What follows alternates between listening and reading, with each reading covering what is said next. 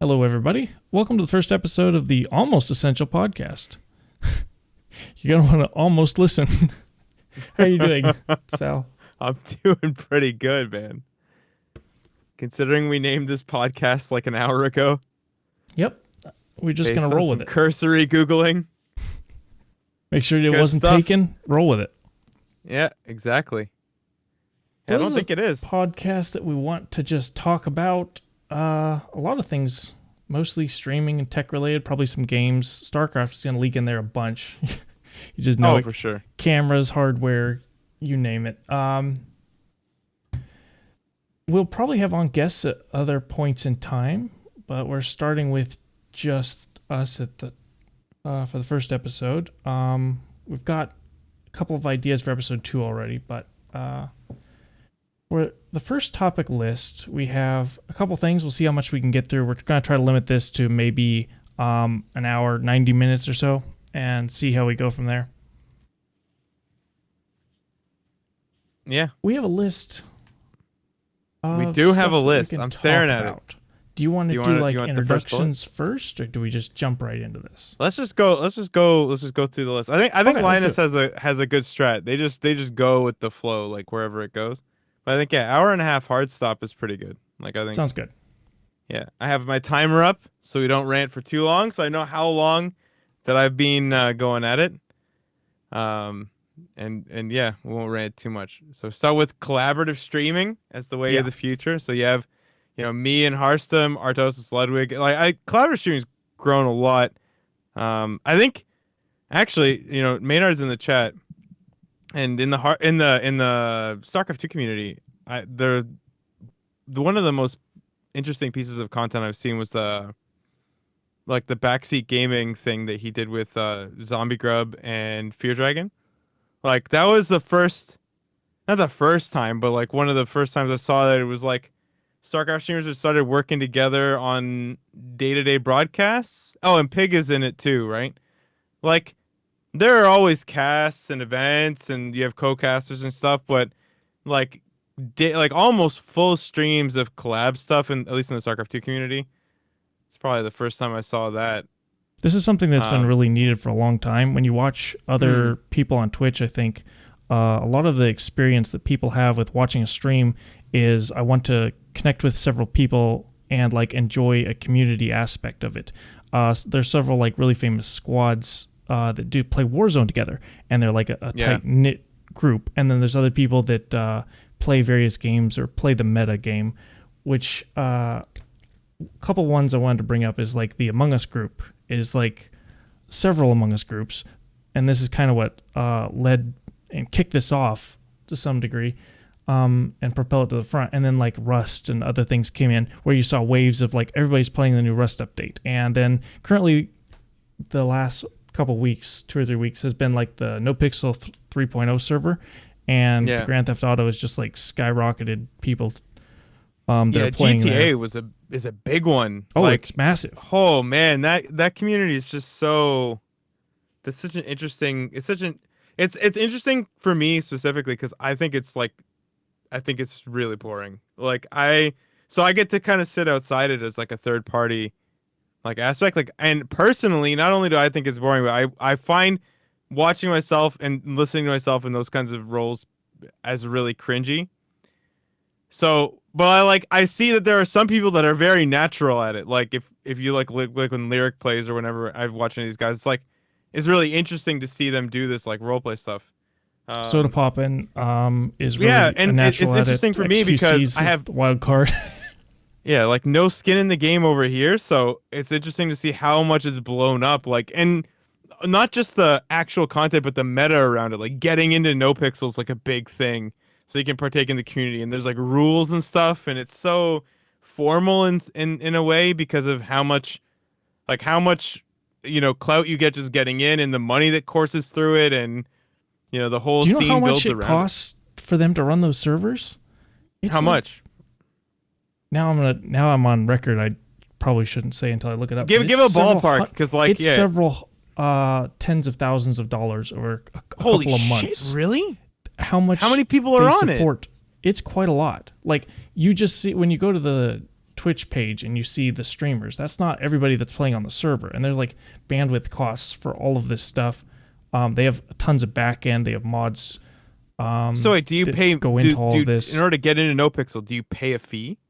If you want any chance of getting in there right now, you have to pay a fee, or you have to be an OG member from a long time ago. Holy shit! And it's like a ridiculous amount right now. Like, bro, that is news to me. if I ponied up $2,000, I'd still have to wait like an additional 2 months to get a chance at getting in. Like, it's ridiculous. Bruh. It's yeah. But anyway, what? I would hope at some point Cyberpunk would be the game that would be advanced enough and like eventually replace it. And then can you imagine? I know. I was hoping. I had the thought in my head. I was like, dude, this could be awesome. Could you even but then stream that game? The Monka TOS shit people would do in Cyberpunk 2077. Like, this speaks to the game's maturities as well. Like, because the current Grand Theft Auto is so old, they know how to modify it. They know how to, like, there's so much that goes on behind the scenes of like they can take things in and out. With Cyberpunk, the game barely freaking works. Like, it's a dumpster fire kind of. And then they are trying to push like the multiplayer back, and I think it got canceled at one point. And it's like, that's gonna be quite a ways down the road. But it's gonna take a while for Cyberpunk, man. Grand Theft Auto is gonna be on the platform for quite a while.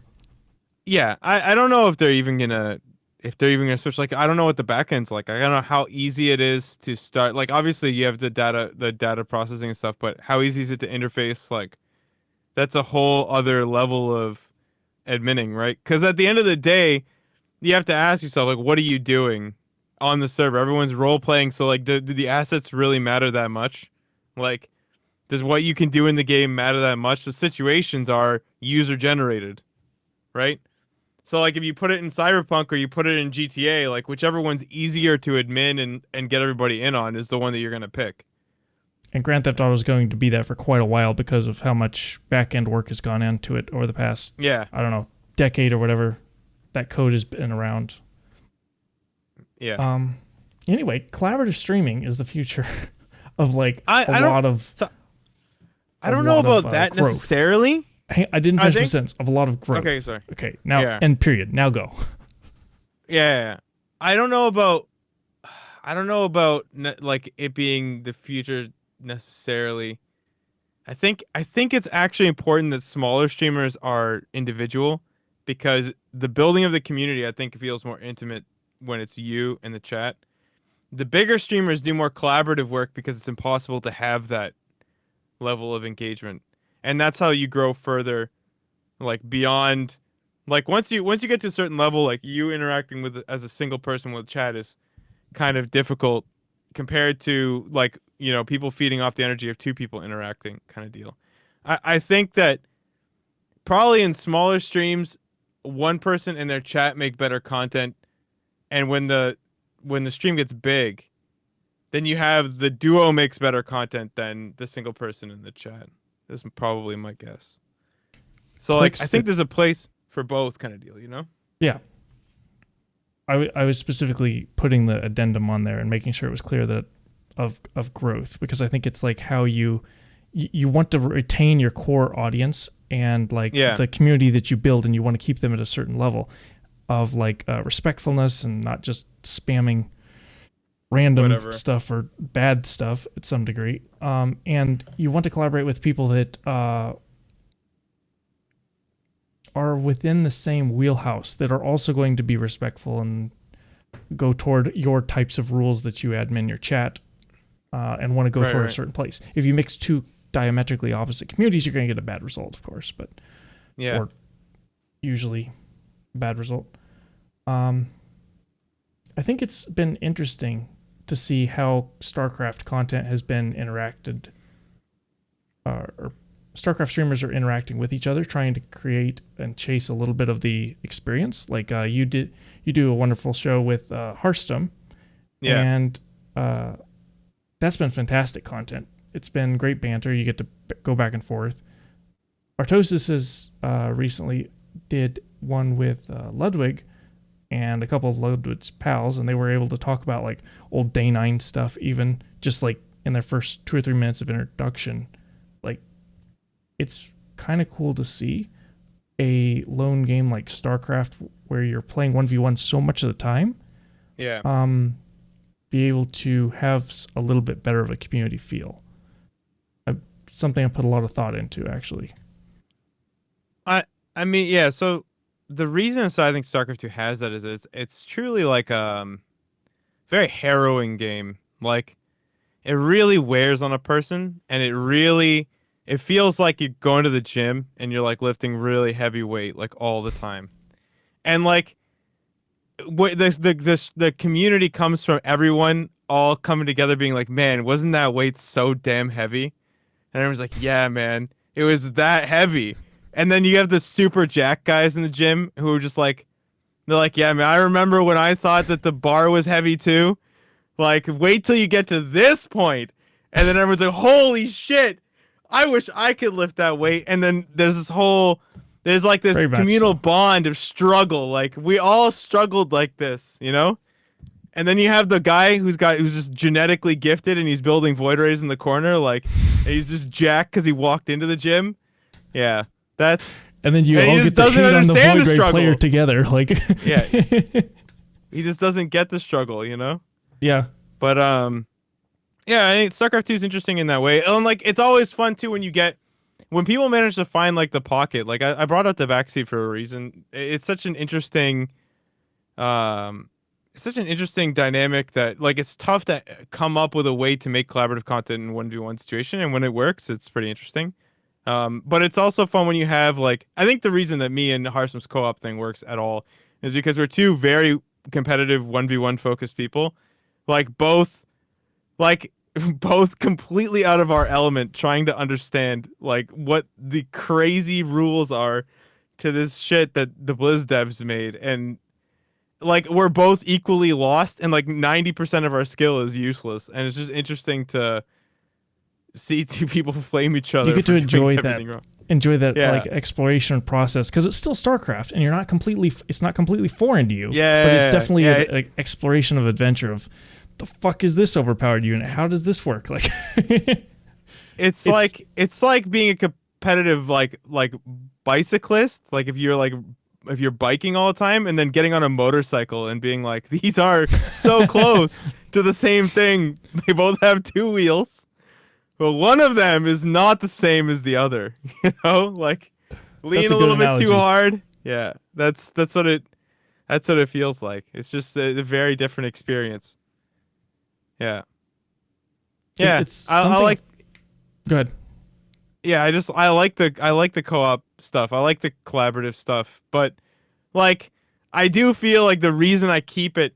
This is what I was talking about earlier, but I don't really think that collab stuff is necessarily something that everyone should rely on. Like, I get fatigued of talking to people. Like, eventually, I just want to be talking to the chat again and being able to like, play StarCraft 2. And maybe that's like me. Speed. I imagine that.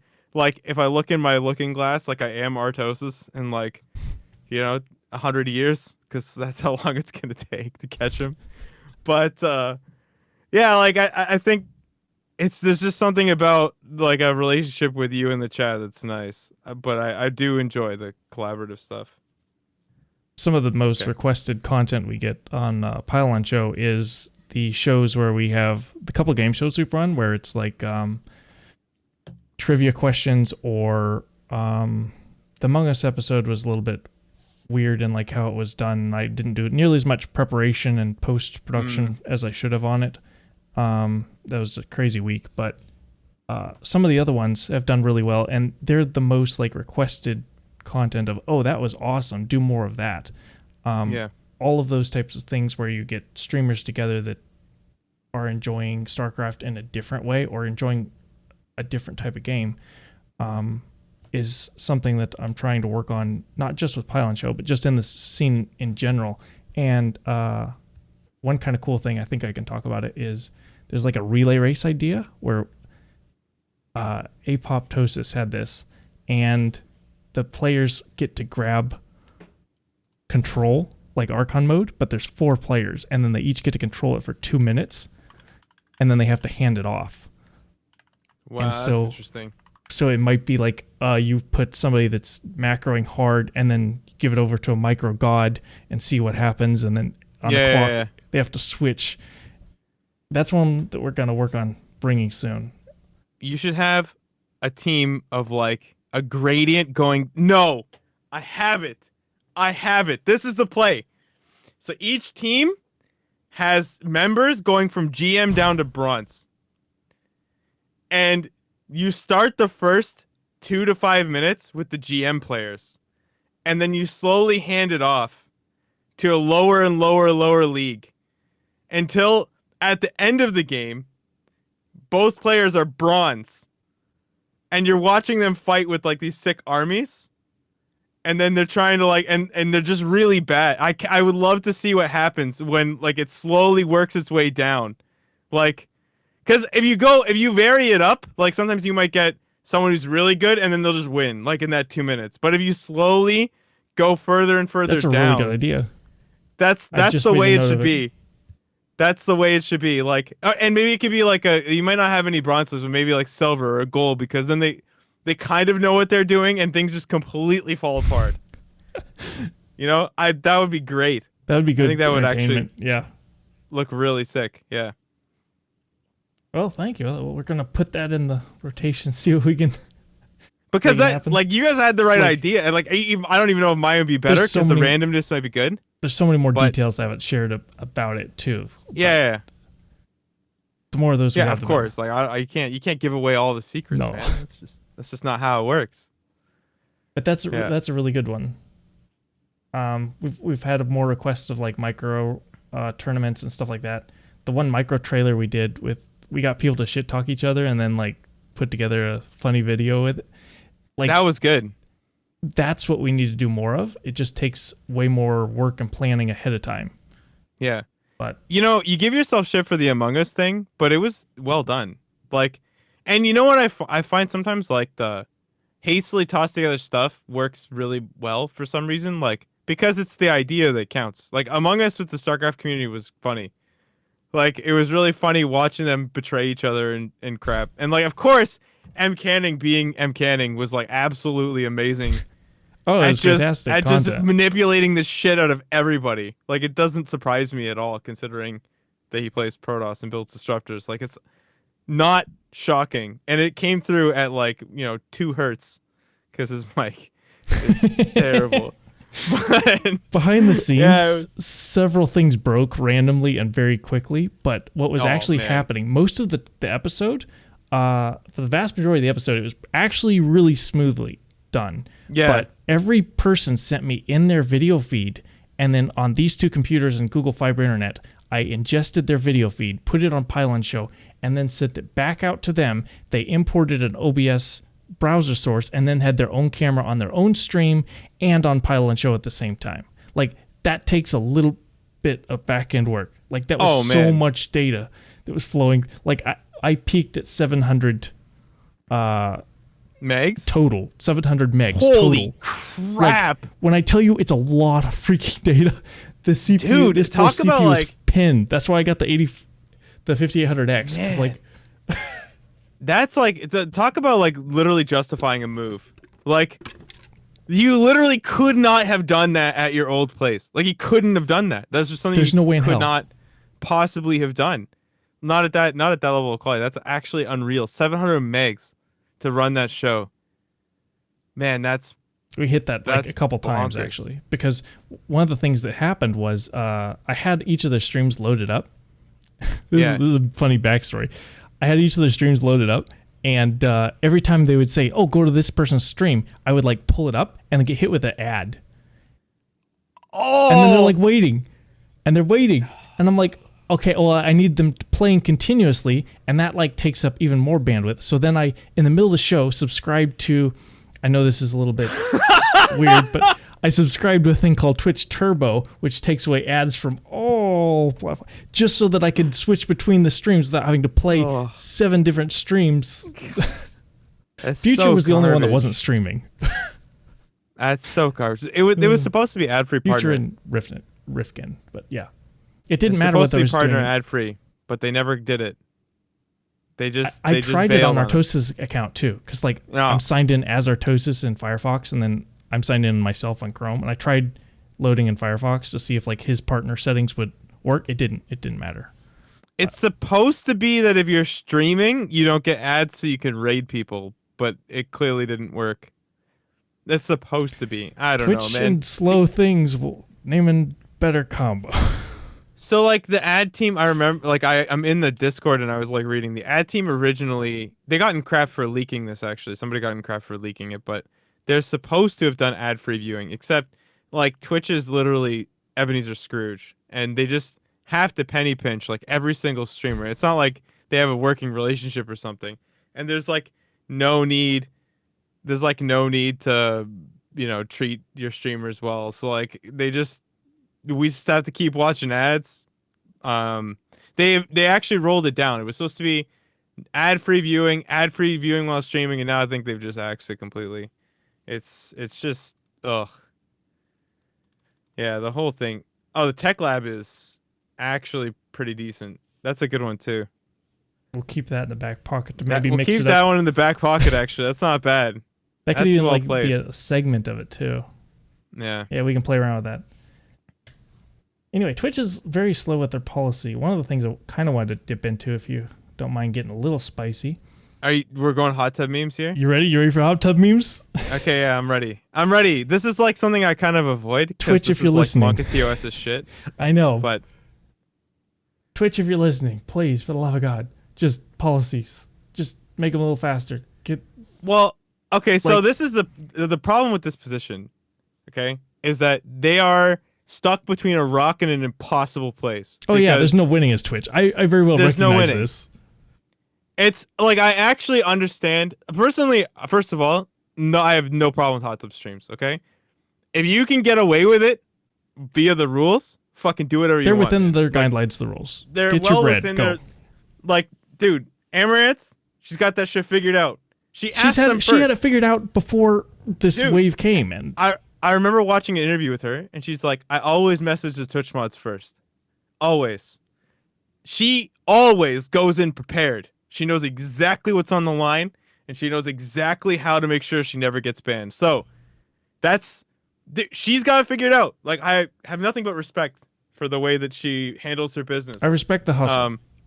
Oh, absolutely. And honestly, I don't care about the content. The problem here is that, like, it's been nice having a podcast with you. I just want to say that before we go too much. It's been a great one episode. We might not. Okay, exactly. my problem is actually that in this particular instance, they have a programming problem. Like, they have a logistics problem, and because if they want travel to exist, they need to allow for like different situations that are in the world in the context are free, that you won't get banned, because anything can happen in the world, right? You could go, downtown and people could be in a bikini because, like, there's a beach nearby. There's nothing you could do about that. That's just part of life. You're gonna ban your top streamers every time they walk by a shop? Like, no. Louis, what's his name? Milanowski, dude, that live streams everywhere. Like, there's several instances where car pulls up playing Radiohead. Are you banned? Yeah, you're just screwed in. You're screwed in the context, right? Like, there's nothing you could do, and Twitch is in an unwinnable position, and this is clearly obvious. So, what they need is a better sorting feature. Like, for example, when you rock up to Twitch, okay, and you have no age determined, it should be that all 18 plus streams. This is one of the things I have in the notes. Let's say you log on to Twitch, you don't have an account. So what you're limited to see should only be PG-13. Well, yeah, stuff, like you should right? be 18 plus. Like 18 plus should be blacked out. If there's an 18 plus scene, you shouldn't be able to see those channels, those content, wherever. Anyone with an 18 plus filter, because that should include. Well, I don't really agree with this, because like it should technically include people like me, because I swear a lot. But the content I talk about is pretty safe for work. Like I don't tend to go too crazy. I really wish there was a spot, like, this kind of falls in the same line. I wish there was a gradient. Like, I wish there was a, for everybody in a PG-14 and a PG-18, as well. Like, it's, like even the games you play, like StarCraft's rated M, right? Like, the fact that you can see the thumbnails for games that are, rated M as a brand new account kind of sucks, right? And I truly think that they need to figure out like a better way to sort stuff, because like while I do respect the argument that like, oh, I want to show like this stream to my parents or whatever. Like that's not, is that really Twitch's goal? Like they have to be more specific. Their goal is to grow. Like they need to become larger as a platform to make everybody on their platform successful. So part of their problem is right now trying to figure out, where do we draw a line? How do we make I imagine it's terribly difficult right now. I'm not begrudging them at all, but I'm not envious of the job that they have of trying to figure out, okay, well, how do we take content creators that are bordering a line of, oh, this is almost chatterbait here. How do we move this section? how do we move this into like a safe pen and still allow that type of content and allow the platform to have a wider reach and be more inclusive of whatever the fuck people want to do? Go for it. They've always kind of had a problem with organization and trying to show like recommended feeds and display their content a certain way, and it's slowly gotten better, but it needs a lot of work. I mean, just compare it to YouTube, bro. Like search is the biggest problem right now. They're in the Stone Age as far as like recommendations and organization goes. It's funny, like they're actually so in the Stone Age when it comes to that stuff that it's good in a way. Like they sort streams so archaically that like you kind of, everything is sort of merit based by viewership, like, which is not necessarily merit, but like at least there's some sort of very clear way to get to the top. It's just have the most viewers. A lot of people like that. Yeah, like that's, I mean, a lot of people like that. Like they like the fact that, okay, I have 10,000 viewers and I play in this game. Okay, I'm the #1 streamer, like I'm on top, and that's how you get there. YouTube has many flaws because the game is tough to play. Like there's a lot of figuring out, okay, how many keywords do I need in my title, description, thumbnail? And in many cases it's like, does it even matter what the content is? It's like all about the shit you surround your content with. So there are different issues. I mean, it's a completely separate topic. But Twitch's big problem here is that, first of all, are these streamers categorizing themselves as what they are? Like as a rating? And ask yourselves this question seriously. Is a person sitting in a fucking hot tub in a bikini rated M? Like, is it? Because if that were a scene in a PG-13 movie, it wouldn't be rated M. So they're in this really weird spot where they've got to try and figure out if something is mature or not mature and why. And it's very tough to do. I think that they should figure out how to, sort the streams a little bit better and make sure that thumbnails are a little bit more clear, that things are more mature than others when you're a new account. Specifically when you're a new account. Like I don't really care what people do. Like what you see when you're signed in and you have your age in and stuff. But yeah, like it's pretty rough if your kid, if you have a bunch of streamers that your kids like to watch and then, they show up to just chatting and you're like, okay, well, I got to take your phone, bro, cuz you're not ready for with that, an 8-year-old and they want to give their 8-year-old a tablet to watch Minecraft on. Oh, you can watch Minecraft on Twitch. Here you go. Oh, Timmy clicked a tab and now there's a whole bunch of bikinis on my 8-year-old son's tablet screen. So Panic Switch says, what about the issue of everyone offloading responsibility onto Twitch and not the fact that the market is clearly there? Of course the market's there.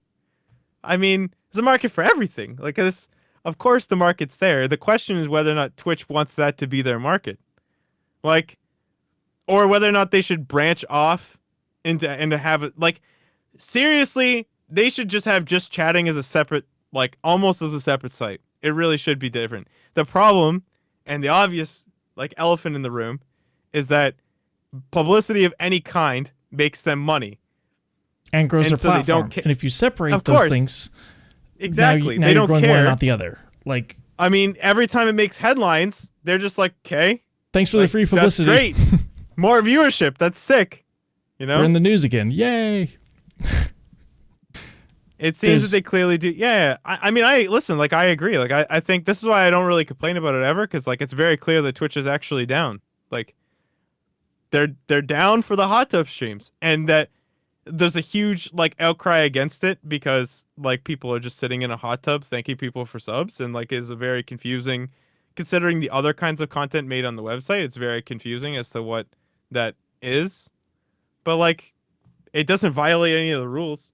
So unless they're willing to change the rules, then I don't know. If the streamers are willing to stream it and you can properly filter it and there's viewers willing to give them money, don't stand in the way. Just like figure out how to sort it. Mukbang and other things like that are huge on YouTube are, I think, going to be starting to pick up on Twitch soon because they're getting like that market share of people that like to sit and watch a certain type of content that kind of bleed over a little bit. It's not going to be just gaming streams. Hasn't been for quite a while. Pig's comment here. I don't know, guys. I don't want my man boob streams to get separated. See it segmented separately. Dude, we should do a hot tub stream, Pig. That's what we should do. Play SC2. We need some waterproof peripherals. I need to see Pig in a bikini that just has texture of bacon on it. Like, I'll pay for this. We should just have like a bacon encrusted hot tub. Yeah, truly, it'd be quite the experience. I think it'd be great.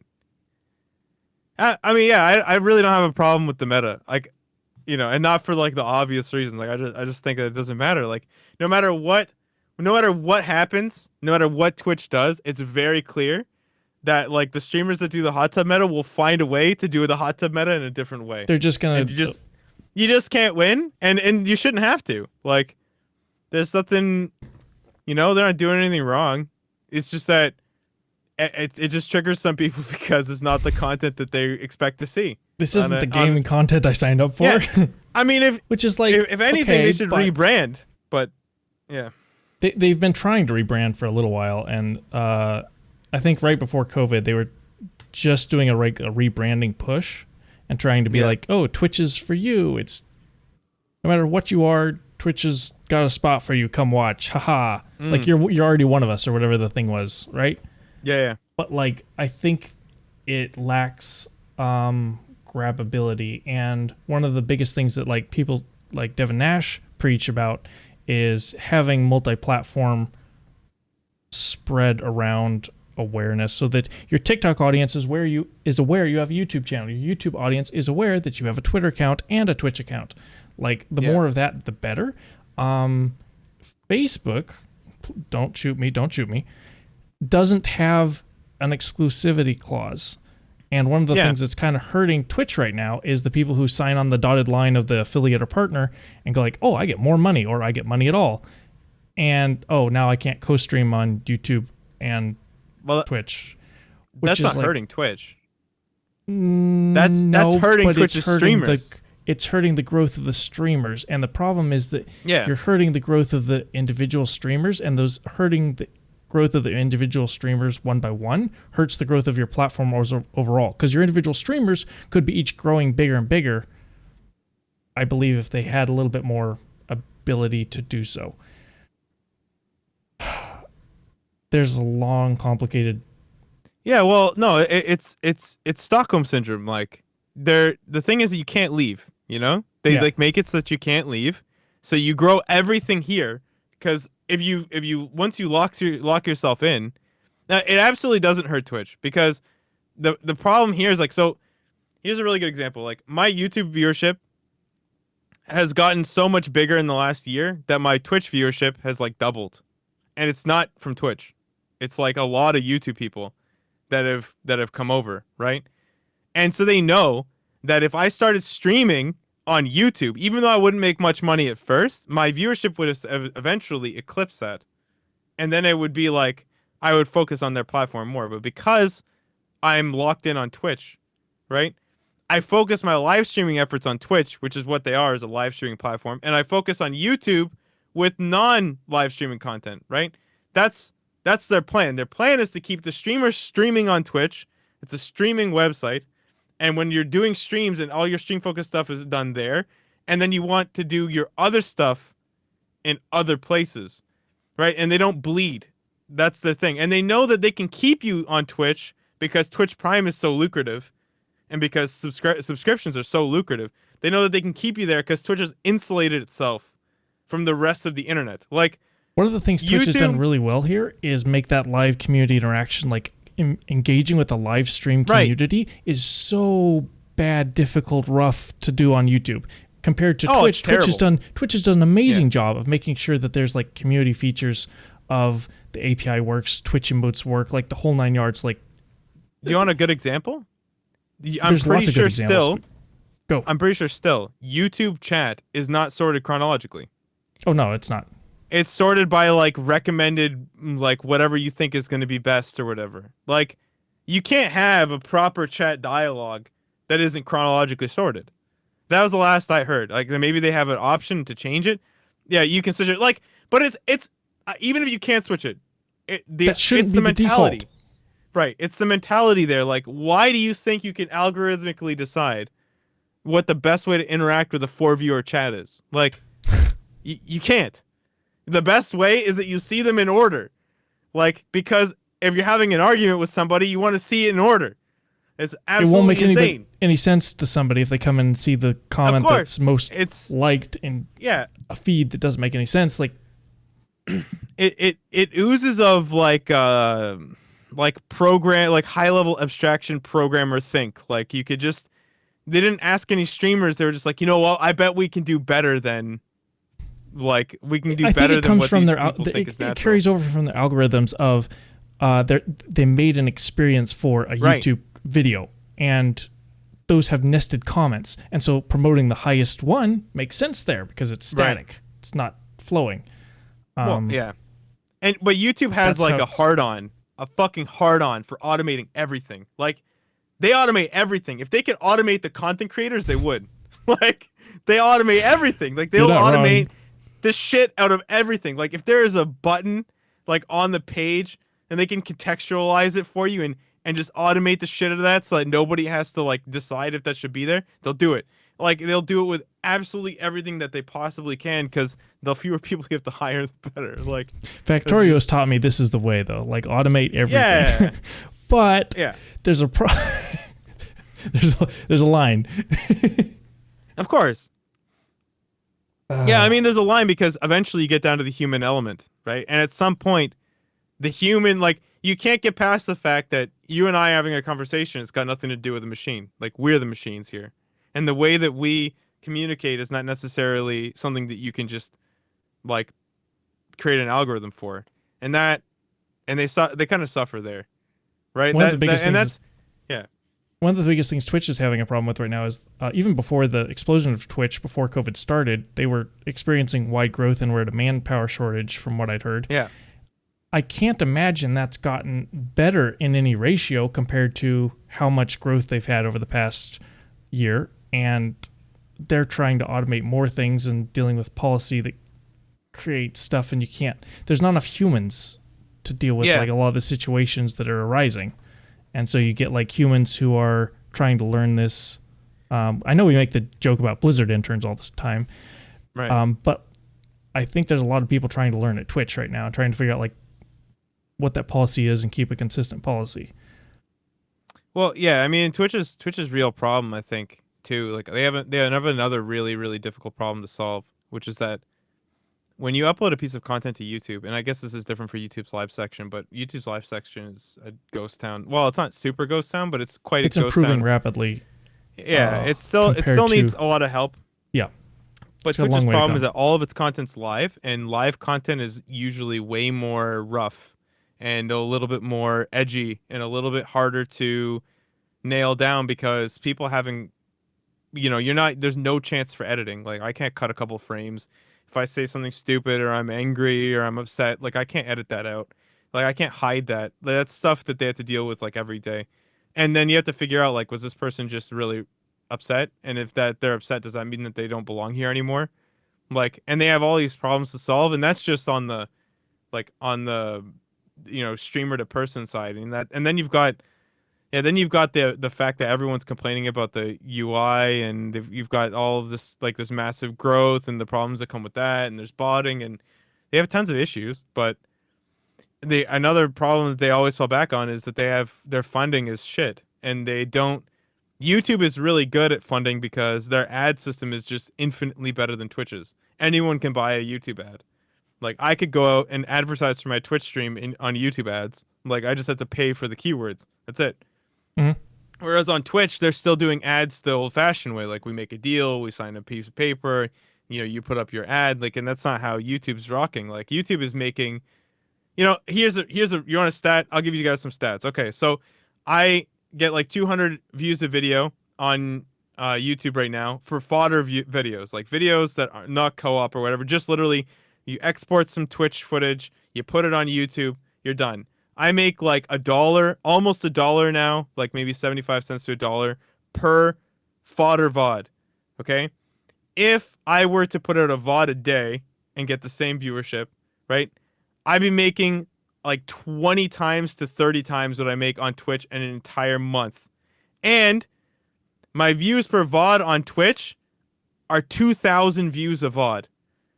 So I'm getting 10x viewership on Twitch, but I'm making like 20 times to 30 times less. Even though like my viewership doesn't stack. Like it just doesn't stack. Like it's insane, right? And they're having a big problem with ads. So they don't only have a manpower problem, I think, but they have a funding problem. They have a real funding problem. It just literally your VOD includes the live views, but all I roll on YouTube are pre-rolls. I don't even roll mid-rolls. I roll, I think, one mid-roll per video. So it would be the same. You would watch exactly the same number of ads on Twitch as you would YouTube. It's just that the ads on YouTube are just worth way more, and Twitch is like struggling to like finance anything because of how bad the ad rev is. One interesting idea that I've heard is that there might be a better way for Twitch once they get their feet underneath them. Their backend is really good. But in order to help with the financial part of it, it might be a good idea to, if it's possible, to provide some sort of service where they connect like the sponsors with the streamers. And I know there's the whole thing about like, oh, I can go into my like dashboard and grab this thing and do the. That's not the person grab it. Like, I drive a Honda. I love a Honda. This is why you should buy a Honda. I go to work every day to studio to stream to you on twitch.tv in my Honda. This is why you should love it. That's a very, very different experience, and they're not connecting those things. Like, you have some people that Pig was recently sponsored by AMD for years and years, right? And that's a connection that like he went out and made with the sponsor themselves. I think there should be a medium ground or a way to connect those two a little bit better, and that might help it. Because so much of your content is live, cooking that in. I mean, YouTube, so like this is a thing too. Like I agree with you. Like think about how YouTube, everyone rolls their own ads. Like Linus has VPN, like NordVPN. They've got Backblaze, Unraid. They've got all of these different Ridge wallets sponsorships. But dude, YouTube doesn't get a cut of that. Right. So Twitch, I think that is a great idea. If they could find a way to connect brands with streamers in a way that they could get their 10-20% cut, because that's money that even YouTube can't touch yet, right? And this is another thing, like this is what's really grinding my gears with ads forever, is that Twitch's ad policy has been so bad that they've forced brand partnerships even more in order to actually get money, right? And so when you roll an Alienware ad over my stream and I'm like, Alienware PCs are shit, like I'm personally like affronted that you would do such a thing. Like, and also not to mention your viewers, if they're viewers of Sal, they're fans of Sal. So if Sal says Alienware is shit and then they get an ad for Alienware, the ad is literally, you could just tear it up and throw it away. They're not going to, the amount of people that are actually going to go out and purchase one because their streamer just said that they were shit. It doesn't matter how many times they see the ad. Even Alienware wouldn't want to be there. Exactly. Like that's yeah. So if you had like a list, like let's say there was like Razer, Logitech, Cooler Master, like all these, or you had other brands like VPN brands, like whatever brand you got, like I don't know, some athletic wear or whatever, and you could choose grab like Nike, to make those partnerships. Throw a beef jerky sponsorship in there, the whole 9 yards, right? There's lots of people that want to advertise somewhere. They're looking for places to advertise. The TV segment is slowly dying. Even if you just had it like a logo on your stream or like a panel underneath, and you could, and they could buy that time from the streamer, and the streamer would create a partnership with them. I mean, and that's Twitch could actually implement that. That's something that I think Twitch could actually do. They have the places to put them.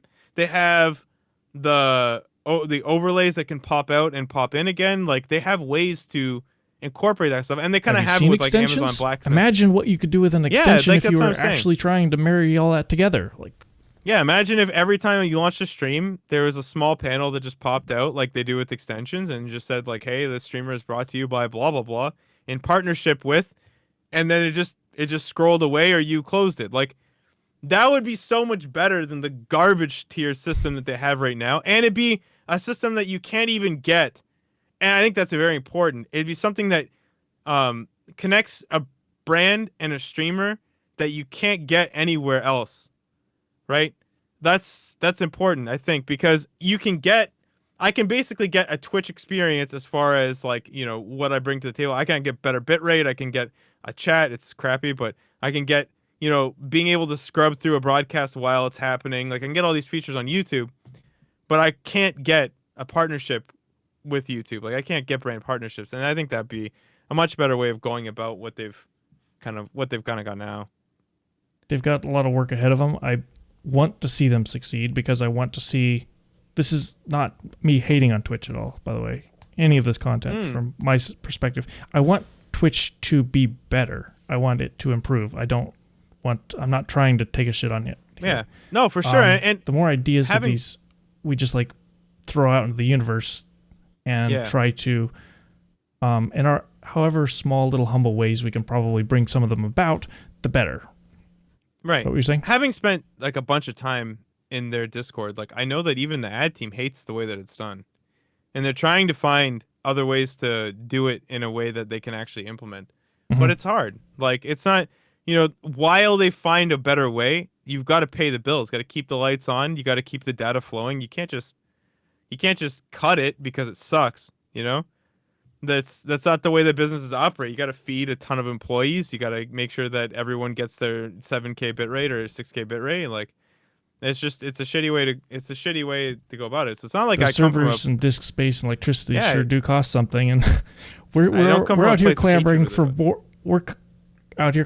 like our bitrate is limited to 8, and we're like, dude. It's less if you're not a partner or affiliate. Oh yeah. But like we're collaborating for them to have like, okay, beef up your back end more. I could literally take my Google Fiber connection and stream 4K to YouTube like right now if I wanted to. But like they have a much bigger backbone because they've been around longer. Twitch, they have more money. They have more money because they have better ads. Yeah. It's almost like there's a pattern here. Yeah, I mean it's very telling that Twitch is all in. They're 100% all in on a better encoding standard. Like they're all in on it because instead of going up in bitrate, they're bringing encoding up and bringing the bitrate to like keeping the bitrate the same. They're trying to up the what is it? Is it ABC? Is that the new shit or no? What's the new one? The one that they're working on. XV. Jeremy probably knows, man. It's like on the tip of my brain tongue, and I can't pull it out. But yeah, right I know there. the one you're talking about. Yeah, they have the new. There's like, it's like 2-3 years away. They have the. I think NVIDIA cards can decode it, but they can't encode it. I don't. Right. I think AMD is actually working on, like really hard, working on trying to make sure their cards can be one of the first to encode into AVC. Yeah.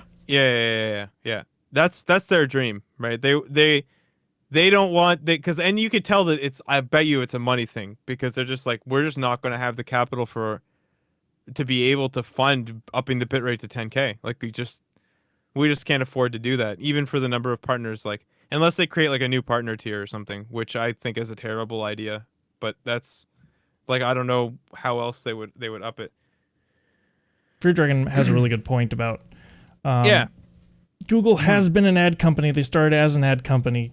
Amazon started as a book company and now sells video feed stuff on. Yeah.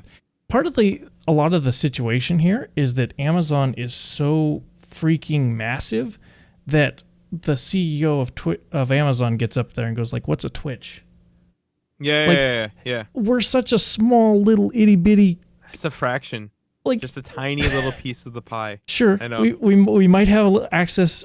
I say we. Twitch might have access to more Amazon money and Amazon backbone, but that doesn't necessarily mean suddenly you have magic, unlimited, like dedicated resources to be able to develop those things. In time, there's hopeful that they will, but Yeah.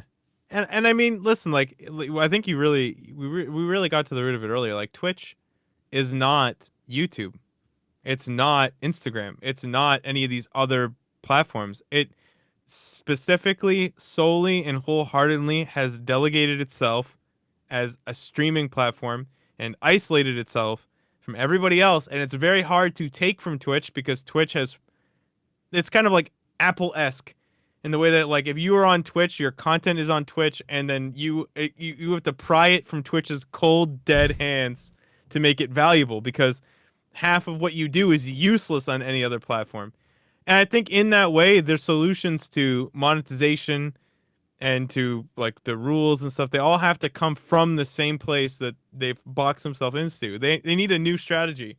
They can't just take someone else's strategy that works. Like, there's a reason ads work on YouTube, because the content isn't live. Like, the way that they monetize isn't offensive because I can just you're not missing content.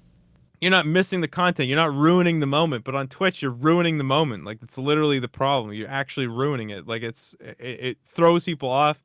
It makes people upset. But on YouTube, nobody cares. It's not because your ads are better or anything. It's just because you don't miss content. The content doesn't never fuck with the content. That's rule number one. This is one of the things that, like, I kind of hope Twitch, like, on a technology standpoint, integrates a little bit better. When I watch GSL, and before I had premium, right, and I go watch it on YouTube and I get hit with an ad, I'm not offended because I know that in a minute I'll be able to catch up with where it was. It pauses that live feed for me. That VOD is being stored somewhere on Twitch. Can we pause the stream and then catch up with it, but you lose the chat experience? There's got to be a way to improve that a little bit somehow. I don't know YouTube how, has it even better. Like, they can just 1.25x so you can catch up quick. Twitch automatically does it with the better Twitch TV and Frankersy plugins. I don't know exactly how, but if it's inside of Twitch itself or it's part of the add-ons that I use. During the live broadcast? Yeah, it'll speed up, and, like, you can actually hear music sound a little bit different because it's trying to catch up, and then once it catches up, it'll go back to 1x speed and stuff. So, like, but it's very, very minor. Like, you have to, like, be knowing what you're listening for. Most people won't even notice, but it actually reduces the latency a little bit because they can catch up. But if you have a 60-second ad, that's not a solution at all. You'll never catch up, right? Yeah. Yeah, I think, the fucking ad thing. It's a big mess. Yeah. It's not good. It's not good. Okay. And the next in our list is hardware upgrades. Because I think we've beaten the ad topic. I think I've killed the ad topic with a shotgun and then resurrected it to shoot it with a rocket launcher and then run over it with a car. And then buried it with a forklift. And then buried it and then nuked the fucking ground. A bobcat is what I was trying to go for. Yeah. But it's scorched earth. Okay. Hardware upgrades. What have you been upgrading recently? You got the fiber. We got fiber. Recently we went from 1 gig up, 1 gig down to 2 gigs download and 1 gig up. I heard. You lucky shit. Yeah, I know. It's an investment though. And we got a 10 gigabyte switch and the closet that connects the main PCs. So Joey or Nice Username's computer, my computer, and the editing computer all connect through a 10 gig switch.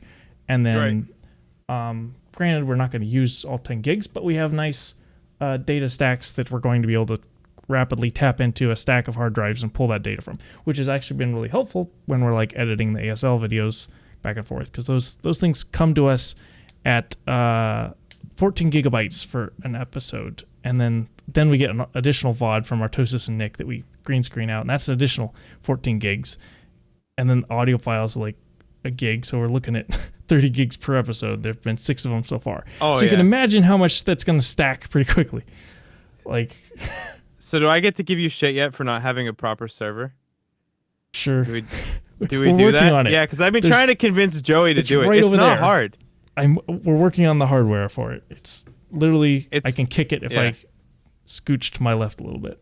Okay. So what are you gonna put on it? What are you So gonna do? currently his PC is the server, and we're gonna like upgrade his hard drives. But oh yeah, well I figured. Okay, yeah. So like the So problem here is that currently you've got Jeremy in the chat and me, and we're about to give you a hard yeah, time. So go ahead. Tell and me nice about your shit right usernames now.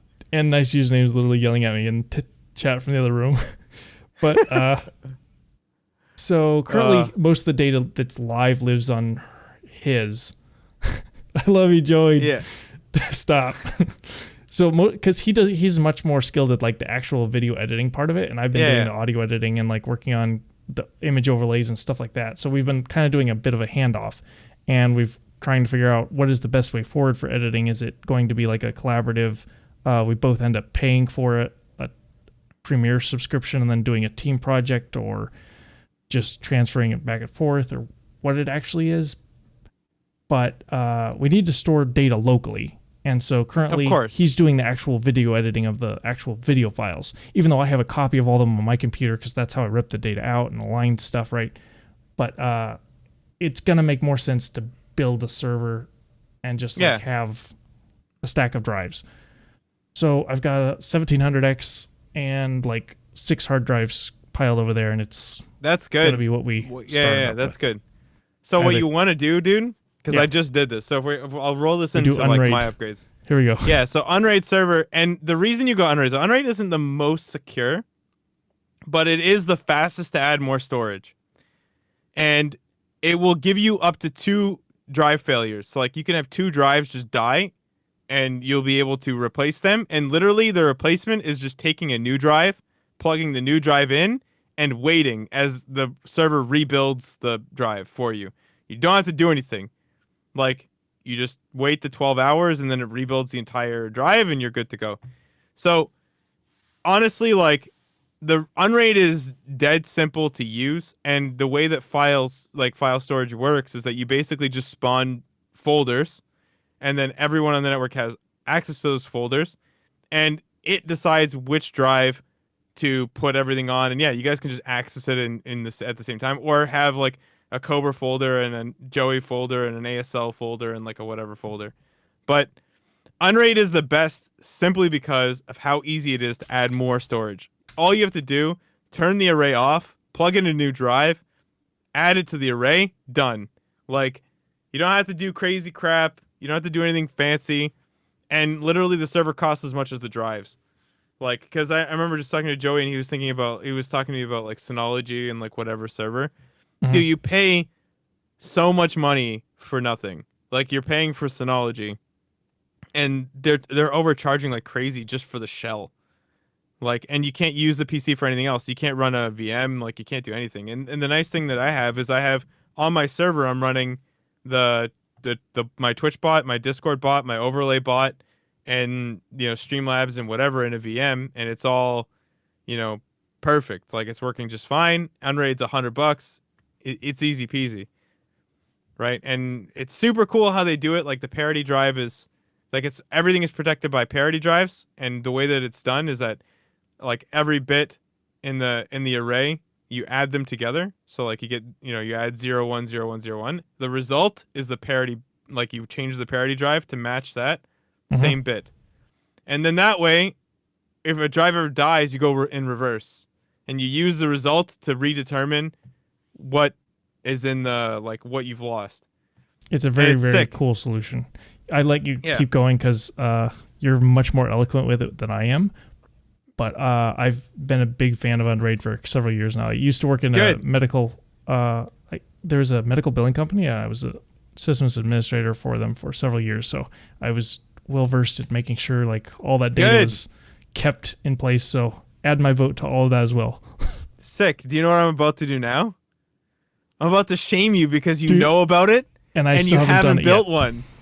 Yeah, that's the problem. What you've done to yourself? You know how important it is. I know. Yeah. Yeah, so it's the problem here is that you guys are like running these shows, and all the data is very important. And there's no backup. And I have backup actually on.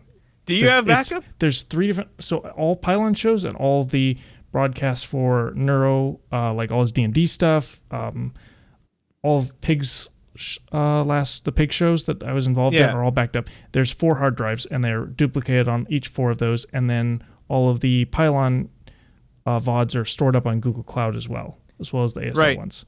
So then what happens if you need to add more storage? Because they're in RAID 0. Is it RAID 0 or is it RAID? Yeah, they're all of them are duplicated, right? So yeah, they're duplicated. It's not RAID. It's just like I had a bunch of hard drives and threw them together, and I didn't make a dedicated PC for it, and it was a Did you copy it 4 times?